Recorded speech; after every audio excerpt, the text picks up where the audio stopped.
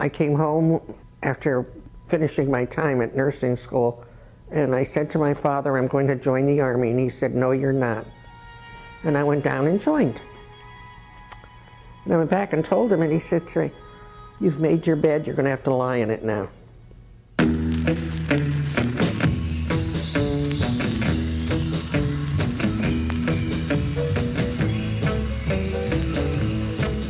Nothing could really prepare you for Vietnam.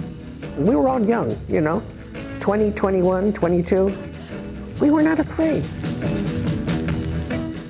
We were stupid. I was very young and very frightened because I didn't know a whole lot about where I was going and everything. I was 38 years old, but I had Korean War before that, so I was really well trained and prepared in a sense. I was on the first group of nurses that went to Vietnam. There were 29 of us. I was the first Navy nurse to volunteer for Vietnam. And I served in Vietnam on a hospital ship called the Repose. The ship was like a floating hospital. I was stationed in Saigon for a while. Then they sent me to Cam Ranh Bay. That was a large hospital, and patients were all recovering from injuries, you know. And it also had the main blood bank of all of Vietnam. We were a combat casualty hospital. I was in a combat zone and I did my work in the combat zone. We were there for a purpose. In Vietnam, when you had triage, you didn't have to ring the bell. They heard the choppers come in and they were there.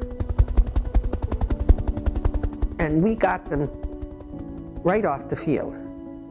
They still had their ammo on them. We got them off from the Delta. They were covered with mud and slime.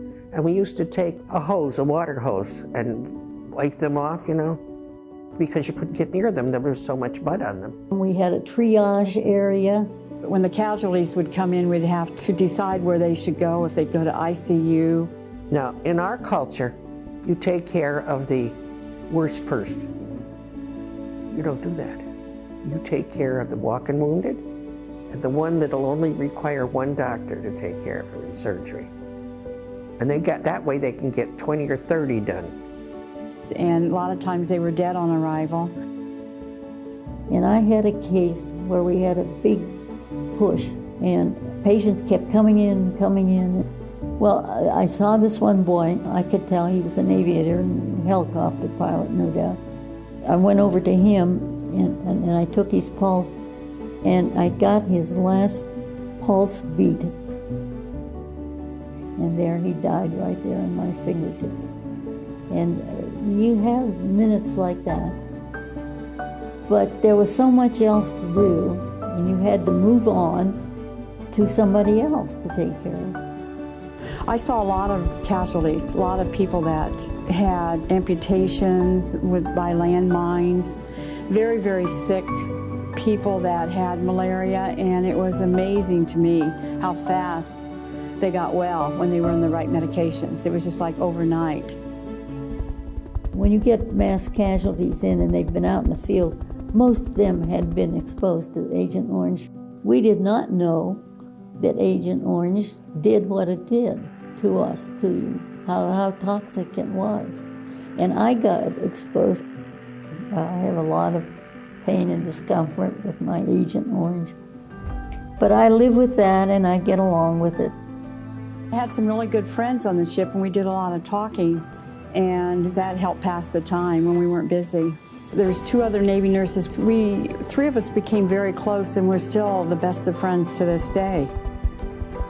Oh, I had so many best days. You can't explain the friendship. It's like none other. And we still keep in touch today. You shared something that's so unusual that you have to respect somebody that's been with what you have done. Without a doubt, I chose the right career. I loved what I did. I had a good life. I had a good life. I had good education. I had good experiences.